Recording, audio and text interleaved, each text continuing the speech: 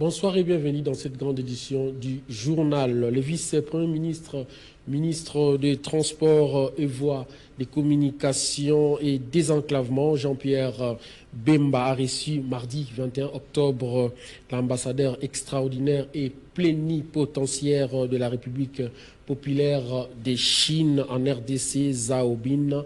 Les deux personnalités ont évoqué et convenu de faire avancer les différents projets en cours et à venir. Le point avec Maxime Macab.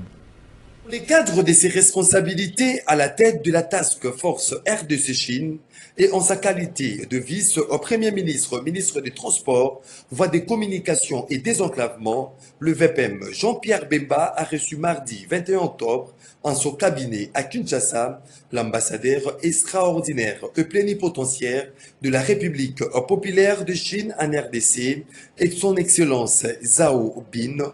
Les deux personnalités ont évoqué et convenu de faire avancer les différents projets en cours et à venir. J'ai rencontré le VPM Bemba avec le double rôle qu'il joue dans la coopération avec la Chine.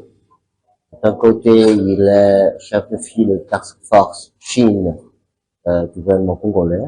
On a passé en revue tous les projets de coopération sino-congolaise en cours d'exécution pour à construire. Nous sommes convenus de faire avancer certains projets d'intérêt commun pour les deux pays dans le domaine sanitaire, énergétique et autres. De l'autre côté, j'ai apporté avec le vice-ministre Bemba, à son titre le ministre des Transports. Nous avons aussi échangé sur certains projets de connectivité, que ce soit aérienne, ferroviaire et fluviaire. Le VPM est très proactif, donc il l'a promis, et comme toujours, il a fait, de faire les efforts pour accélérer l'évolution des projets, pour que ces projets soient plus vite faits au bénéfice du peuple congolais. Parmi les projets en discussion figure la réhabilitation du barrage de Tchala 2, couplée à la construction d'une cimenterie, la création de des usines pharmaceutiques, la digitalisation de la douane congolaise, ainsi que l'ouverture d'une ligne aérienne directe entre la Chine et la République démocratique du Congo. Rappelons que l'instauration de la Task Force est une initiative du président de la République Félix-Antoine Tshisekedi visant à renforcer la coopération sino-congolaise et à attirer les investissements chinois en RDC, notamment dans l'agriculture, les infrastructures et l'industrie. Oui, pour remplacer Vital Kamerhe au perchoir de la Chambre basse du Parlement, les potentiels candidats expriment déjà leurs ambitions. C'est le cas du député national Dunia Mangu qui a exprimé ses ambitions pour briguer ce poste. Suivez. Le fauteuil de président de l'Assemblée nationale resté vacant, il faut le remplacer par un homme au profil qui répond aux préoccupations des élus nationaux. Et le député national Dunia Mangu a officiellement affiché ses ambitions. L'Assemblée nationale ayant besoin des personnes providentielles. Honorables députés, chers collègues, peuple congolais, c'est avec un profond sens du devoir et une conscience claire des enjeux de l'heure que je m'adresse à vous aujourd'hui pour vous annoncer officiellement ma candidature à la présidence de l'Assemblée nationale. En effet, notre institution traverse un moment crucial. Le bureau de l'Assemblée nationale, tel qu'il se présente aujourd'hui, est privé de deux postes essentiels, celui du président et celui du rapporteur adjoint. Cette vacance n'est pas à négliger, surtout à cette période où nous siégeons à plénière session budgétaire. Comme vous le savez tous, la session budgétaire est la plus importante de l'année parlementaire. C'est elle qui détermine l'allocation des ressources publiques et les choix stratégiques qui orienteront la vie de notre peuple pour les 12 prochains mois. Une telle session exige stabilité, leadership et rigueur. Elle ne peut se dérouler efficacement que sous une direction forte, équilibrée et pleinement fonctionnelle. Dans cet esprit, il apparaît essentiel que le futur bureau reflète l'équilibre politique voulu par notre démocratie. Un président issu de la majorité parlementaire, garant de la cohérence institutionnelle et du contrôle du gouvernement, un rapporteur adjoint, issu de l'opposition, symbole d'ouverture et d'inclusion, permettant à toutes les sensibilités de participer à la gestion de notre institution. Cette approche n'est pas une simple répartition des postes. Elle exprime la volonté d'un pays qui avance dans la maturité politique et le respect du pluralisme. Si aujourd'hui je me présente à cette haute fonction, c'est parce que je crois pouvoir répondre avec détermination et humilité aux desiderata exprimés par les honorables députés, notamment ceux qui ont initié la pétition contre le précédent président. J'ai attendu leurs préoccupations. J'ai compris leurs critiques. Elles traduisent un besoin légitime, celui d'un président proche des élus, à l'écoute respectueuse du règlement intérieur et transparent dans la gestion administrative et financière du bureau. Un groupe de députés nationaux de la majorité dénonce la violation du règlement intérieur de l'Assemblée nationale pour imposer l'élection du ministre honoraire Boji Sangara en vue de bloquer les contrôles parlementaires et de faire éclater l'union sacrée. Suivez. Je n'ai personnellement rien contre mon frère et ami honorable Boji Sangara, puisqu'il a déjà démissionné du gouvernement. La question qui nous préoccupe aujourd'hui, c'est la responsabilité, le prestige de la Chambre basse, qui est la deuxième institution du pays. Il est inadmissible que nous puissions violer les règlements intérieurs de notre Chambre juste pour attendre un candidat venant du gouvernement. Donc, 500 candidats, 500 députés nationaux, il n'y avait personne qui pouvait être candidat. Il fallait violer le règlement intérieur pour attendre. Bon, je pense que le règlement intérieur est clair. Lorsqu'il y a un processus de destitution du président du bureau de la Chambre nationale, le processus continue jusqu'à l'élection du nouveau président. Mais on a suspendu la procédure pour attendre que les collègues Boji démissionnent du gouvernement. En plus, il est quand même humiliant aujourd'hui de voir que nous sommes à l'union sacrée. Nous avons tous prêté serment de fidélité et loyauté au chef de l'État. Mais on constate qu'il y a des mots d'ordre qui tombent par-ci par-là, alors que la Constitution est claire. Le mandat du député national est non impératif. C'est-à-dire que le député national n'est pas un garçon ou une fille de course et de qui que ce soit.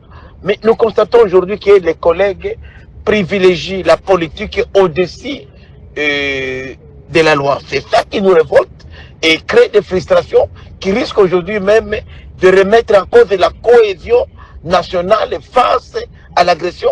Alors, il y a deux hypothèses. Soit c'est le jeu de l'agresseur qui veut nous pénétrer, diviser l'union sacrée, parce qu'avec cette si Boji est élu aujourd'hui, l'union sacrée va s'envoler dans la nature. Il y aura en tout cas dislocation de l'union sacrée. Ou soit c'est la stratégie du gouvernement pour éviter le contrôle parlementaire. Il faut mettre un de leurs à la tête de notre chambre pour éviter le contrôle parlementaire et continuer à piller systématiquement les ressources du pays comme nous l'avons déjà dénoncé. Voilà pourquoi nous avons dit qu'il n'est pas question aujourd'hui d'accepter aujourd'hui d'avoir une candidature unique. Nous demandons qu'on laisse les députés s'exprimer librement, que notre règlement intérieur soit respecté, puisque personne à l'Assemblée nationale n'a été élu sur une liste de l'Union sacrée. L'Union sacrée n'a aucun député. D'abord, l'Union sacrée n'a même pas de statut notarié. L'Union sacrée n'a jamais été agréée comme plateforme même politique. Donc l'Union sacrée ne peut pas s'ingérer dans l'élection du président. Ce sont plutôt les partis politiques et regroupements politiques ayant participé aux élections, ayant obtenu des élus, qui peuvent se concerter en toute liberté pour faire un ticket commun. Toute démarche contraire à celle-là, à celle qui respecte les règlements intérieurs de l'Assemblée nationale, la Constitution et les lois du pays, cette démarche-là va être combattue par les députés nationaux que nous sommes. Toujours à la Chambre basse du Parlement, le député national Eyenga Mboyo a déposé une proposition de loi portant principes fondamentaux relatifs à la formation professionnelle en République démocratique du Congo. Regardez. Ce texte législatif élaboré à l'initiative conjointe avec le député national Njoli Esengekeli Jacques, l'actuel rapporteur du bureau, s'inscrit dans la volonté de réformer en profondeur le cadre juridique de la formation professionnelle. Aujourd'hui jugé obsolète, fragmentaire et inadapté aux exigences contemporaines de la main-d'œuvre et du secteur du travail. Dans leur exposé des motifs, les auteurs constatent que depuis plusieurs décennies, les RDC fait face à une inadéquation persistante entre la formation reçue et les compétences réellement recherchées sur le marché de l'emploi. Cette situation, selon eux, s'est traduite par un chômage massif, particulièrement chez les jeunes et les femmes, ainsi qu'un sous-emploi chronique qui prive le pays d'une part importante de son potentiel humain. La proposition de loi déposée vise à doter la République d'un cadre juridique moderne, cohérent et inclusif. Les députés nationaux Eyenga Mboyo Venance et Njoli Esengekeli Jacques rappellent que cette réforme s'aligne sur la Constitution de 2006, telle que modifiée à ces jours, qui consacre la formation professionnelle comme un droit fondamental, ainsi que sur les engagements internationaux de la RDC. Pour les deux députés, cette proposition de loi constitue un pas important dans la valorisation du capital humain congolais et la construction d'une économie basée sur les compétences et les savoir-faire nationaux. Ce matin, une initiative parlementaire qui est une proposition de loi, une proposition qui porte sur le principe fondamentaux relatifs à la formation professionnelle en République démocratique du Congo. Et comme vous le savez, la formation professionnelle aujourd'hui, c'est une question urgente et cruciale au regard de toutes les évolutions que le pays a connues depuis 1960. Si nous rentrons dans l'histoire législative, vous allez voir que nous avons eu une ordonnance de mars 1971 qui parlait de la formation professionnelle, mais c'est une ordonnance qui a été prise dans un contexte économique et politique totalement centralisé. Et alors qu'aujourd'hui, il y a beaucoup de choses qui ont significativement changé, entre autres la question de la décentralisation. Cette dimension n'a pas été prise en compte dans l'arsenal actuel sur la formation professionnelle. Je vais aller plus loin quand même, je cite la loi de février 2014 sur l'enseignement national, bien que la loi a essayé d'aborder la question liée à la formation professionnelle, mais c'est vraiment de manière partielle. C'est cette motivation-là qui nous a poussé à réfléchir sur ces secteurs qui est très vital et très important. Et nous avons déposé cette initiative ce matin au bureau de l'Assemblée nationale pour nous permettre premièrement d'intégrer tous les changements et toutes les évolutions liées à ces secteurs. Insécurité dans plusieurs quartiers dans la ville de Kinshasa avec de braquages. On en parle encore avec ces braquages audacieux survenus à Bibois dans la commune de la Ntsele où des hommes armés ont attaqué un magasin important, une importante somme d'argent. Regardez.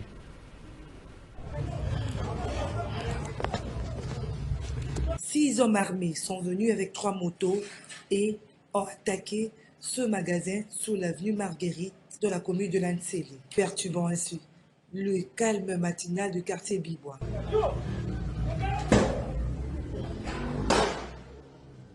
Ces malfaiteurs ont réussi à dérober un sac contenant une importante somme d'argent. Certains partent de 27 000 $ et 15 millions de francs congolais. Et lors de leur fuite, ces malfaiteurs n'ont pas hésité d'ouvrir le feu en l'air pour s'aimer la panique parmi la population de ce quartier. Ce qui encore de plus a mis la terreur chez les habitants.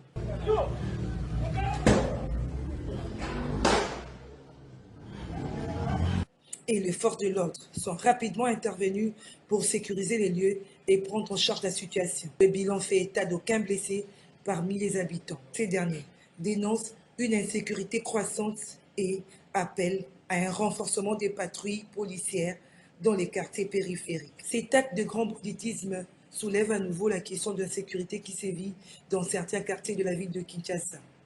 Les habitants des Bibois, même s'ils n'ont pas été blessés, restent choqués par cette attaque et réclament davantage des mesures de sécurité dans leur zone. Ici de rappeler que ce braquage intervient quelques jours après celui de l'agence de Raubach sur la place Victoire dans la commune de Kasavubu.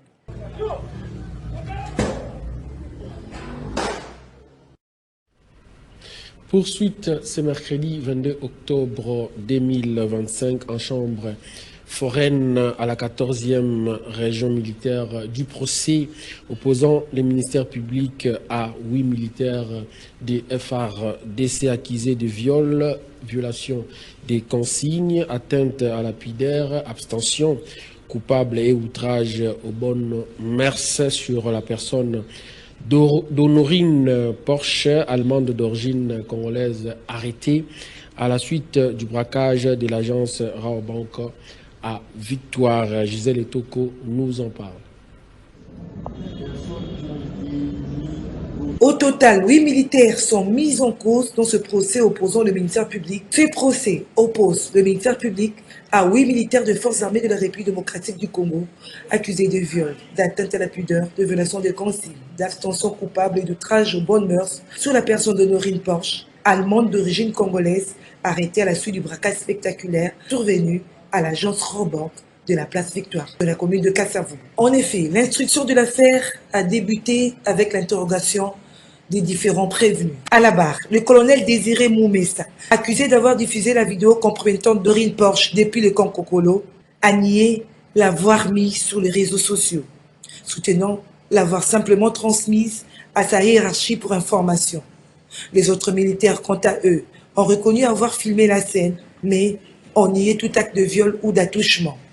En attendant le verdict, le regard reste tourné vers la cour militaire qui devra trancher entre la nécessaire répression du crime organisé et la protection des droits fondamentaux, même pour les présumés coupables. Cette affaire symbolise à la fois la dérive de certains éléments de l'armée et la soif de justice d'une opinion publique congolaise de plus en plus sensible aux abus de force de l'ordre.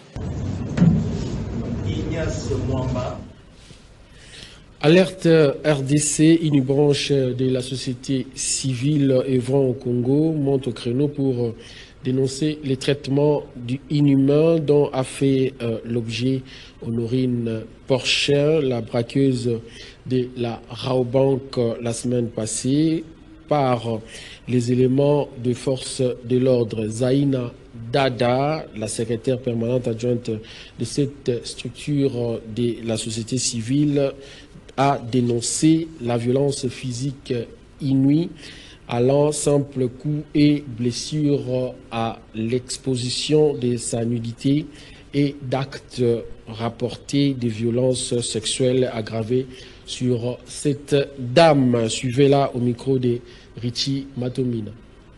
La Constitution de la République démocratique du Congo établit l'état de droit en affirmant les principes selon lesquels l'État a l'obligation de respecter et protéger la personne humaine. L'article 16 de la Constitution proclame que la personne humaine est sacrée. L'État a l'obligation de la respecter et de la protéger. Il garantit à chacun le droit à la vie, à l'intégrité physique et au libre développement de sa personnalité. Nul ne peut être soumis à un traitement cruel, inhumain ou des coups dégradants. En date du 16 octobre 2025, Alerte RDC a été horrifiée comme la quasi-totalité du peuple congolais et le monde, du traitement déshumanisant digne de la bestialité infligée à une jeune dame dont le nom est repris en titre, brisant volontairement toutes les règles auxquelles la RDC a souscrit en matière de droits humains, tant sur le plan national qu'international. Des images affreuses, authentiques faisant foi, présentent une jeune femme appréhendée seule en plein braquage d'une banque sur place Victoire, inondée de monde, non armée et à l'apparence inoffensive et ne présentant vraisemblablement aucun danger ni pour le grand public et moins encore pour les forces suramées de sécurité qui l'interrogeaient publiquement et sans résistance.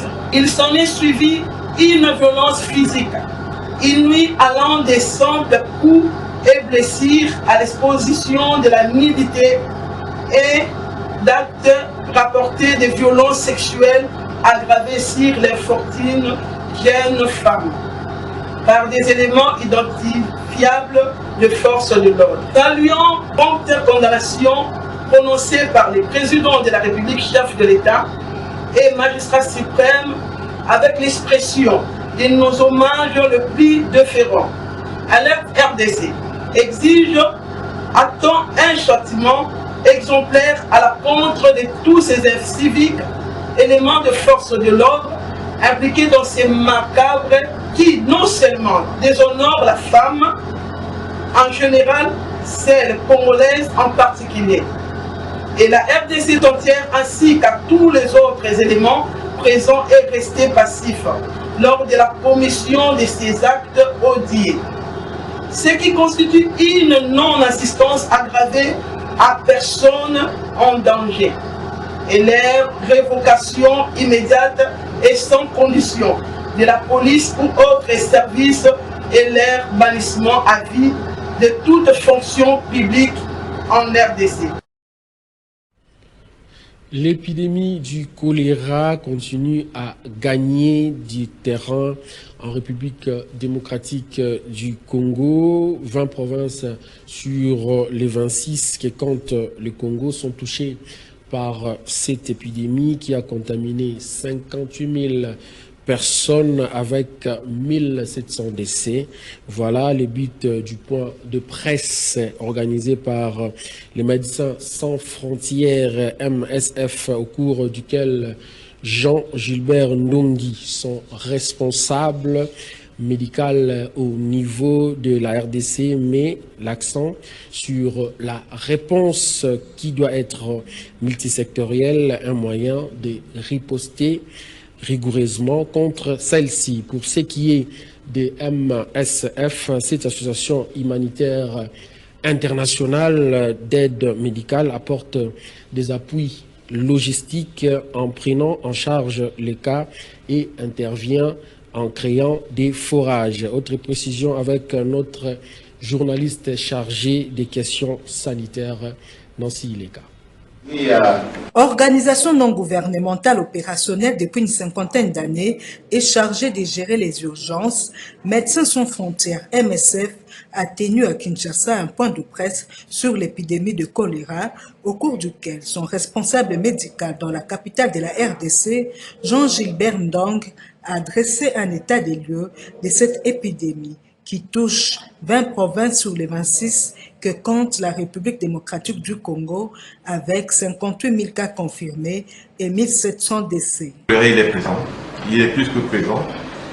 Et aujourd'hui, nous parlons de plus de 58 000 cas en République démocratique du Congo. Et les sources que nous vous donnons ici sont des sources du ministère de la Santé avec lequel nous travaillons pour pouvoir apporter une réponse à la problématique de choléra. Donc c'est l'une des épidémies les plus graves sur les 10 dernières années. Ce qu'il faut savoir, c'est qu'en 2017 déjà, il y avait un pic qui avait été atteint, qui était autour de 55 000 cas. Aujourd'hui, nous sommes à 58 000 cas et nous avons encore 2 mois devant nous. Et nous tirons vraiment la sonnette d'alarme parce que nous avons encore 2 mois devant nous et nous avons surtout des facteurs aggravants qui sont sur place, et un des facteurs aggravants, c'est la saison de pluie qui va commencer. Et comme vous le savez, le choléra est certes présent de manière endémique sur plusieurs provinces de la République démocratique du Congo. À en croire Jean-Gilbert Ndong, la réponse à cette épidémie doit être multisectorielle. C'est dans cette optique qu'il est revenu sur les actions concrètes menées sur le terrain par MSF pour riposter contre cette maladie des mains sales. La réponse aux urgences seules ne peut pas permettre d'endiguer ce phénomène de choléra, et je l'ai souligné tout à l'heure.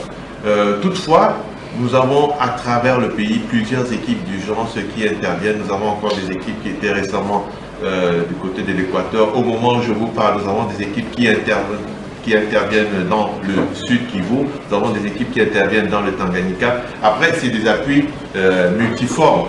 C'est des appuis qui peuvent être faits sous forme de construction, équipement, prise en charge, comme ça a été le cas dans le CTC de Pakajuma et dans le CTC au niveau de Kokolo au camp militaire. Alors, ces interventions ont été faites en juillet-août. Comme on le voit, l'ONG Médecins sans frontières est parmi les partenaires extérieurs majeurs de la RDC qui soutiennent le ministère de la Santé dans la prise en charge des épidémies et des maladies qui touchent la population congolaise.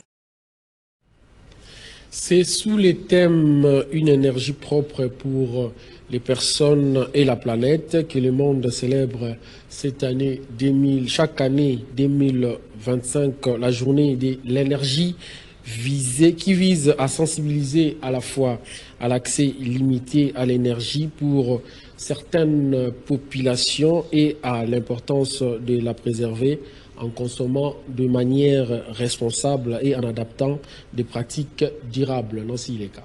Institué en 2012 lors du Forum mondial de l'énergie, depuis lors, la date du 22 octobre est dédiée à la Journée mondiale de l'énergie qui vise à sensibiliser à la fois à l'accès limité à l'énergie pour certaines populations et à l'importance de la préserver en consommant de manière responsable et en adoptant des pratiques durables. Aujourd'hui, on compte encore plus d'1 milliard d'habitants de la planète sur les 7 milliards qui la peuplent, qui sont privés d'électricité. Ces chiffres posent un défi à relever par la coopération internationale et la coordination entre pays avancés et pays en voie de développement. Cette journée rappelle des enjeux majeurs de demain qui est de pouvoir offrir l'énergie au plus grand nombre d'habitants du globe. La question de l'énergie est au cœur d'un double défi, ne laisser personne de côté et protéger la planète, et les énergies propres sont essentielles pour le relever. Dans un monde confronté au changement climatique, les énergies propres jouent un rôle essentiel dans la réduction des émissions et peuvent également profiter aux communautés qui n'ont pas d'accès à des sources d'énergie traditionnelles. Selon les statistiques, 685 millions de personnes n'ont toujours pas accès à l'électricité, dont plus de 80% en Afrique subsaharienne. Dans les pays développés, il y a la croissance des énergies renouvelables. Leur présence augmente aux dépens des énergies fossiles qui veulent être bannies. Dans les pays peu développés, ces énergies fossiles sont primordiales à la survie de l'homme. Les inégalités sociales et économiques sont encore significatives et importantes entre les hommes. Le but est désormais de faire collaborer les pays avancés dans leur confort de vie et l'accessibilité à l'énergie et les pays en voie de développement afin de réduire les énergies et éviter la surconsommation pour la laisser, cette énergie vitale, aux personnes qui en ont besoin. L'univers tout entier célèbre le 22 octobre la journée internationale de sensibilisation au bégaiement. Cette journée vise à donner l'occasion aux personnes qui bégayent de se faire entendre et à toutes personnes qui se sont concernées de mieux connaître ces troubles de la parole et de la communication. Fortes de leur diversité, les personnes qui bégayent s'unissent pour agir. C'est sous les thèmes que cette journée est célébrée pour cette année 2025. Autre détail avec Nancy Ileka. Célébration ce mardi 22 octobre de la Journée internationale de sensibilisation au bégaiement. Cette journée a été fondée en 1998 avec comme objectif sensibiliser le public au bégaiement qui toucherait à peu près 1% de la population mondiale. Depuis 27 ans, chaque 22 octobre est une occasion donnée aux personnes qui bégayent de se faire entendre et à toutes personnes qui se sont concernées de mieux connaître ce trouble de la parole et de la communication. Plus de 70 millions de personnes bégayent dans le monde, dont 850 000 en France, Suisse et Belgique. Ce trouble peut avoir des répercussions majeures sur la vie sociale et professionnelle. Il est important de donner l'information aux parents, éducateurs et personnes concernées en faisant savoir que des solutions existent. Cette journée vise à lutter contre les préjugés et à promouvoir l'inclusion des personnes qui bégayent dans la société. Elle permet aussi de mettre en avant les avancées scientifiques et thérapeutiques dans la prise en charge de ce trouble. La Journée mondiale de bégaiement a été lancée par les principales organisations internationales œuvrant pour la recherche, la compréhension et l'accompagnement du bégaiement. Ces associations souhaitent donner une voix unie aux personnes bègues, longtemps invisibilisées ou moquées, et promouvoir une vision bienveillante et inclusive de cette différence de communication. Fortes de leur diversité, les personnes qui bégayent s'unissent pour agir. Tel est le thème de la célébration de cette journée pour l'année 2025.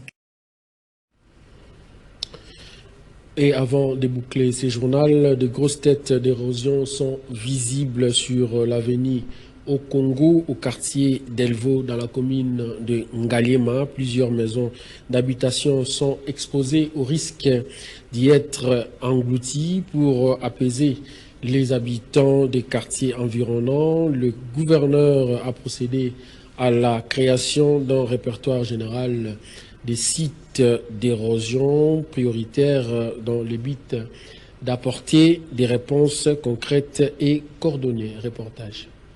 L'avenue au Congo, située au quartier d'Elvo dans la commune de Ngaliema, fait face à plusieurs têtes d'érosion qui menacent de nombreuses maisons d'habitation. Et pour que ces maisons ne soient pas englouties dans ces trous béants, le gouvernement congolais a pris l'initiative de sécuriser cette zone face à la menace que représentent ces têtes d'érosion actives depuis plus de 2 décennies et qui a pris de l'ampleur.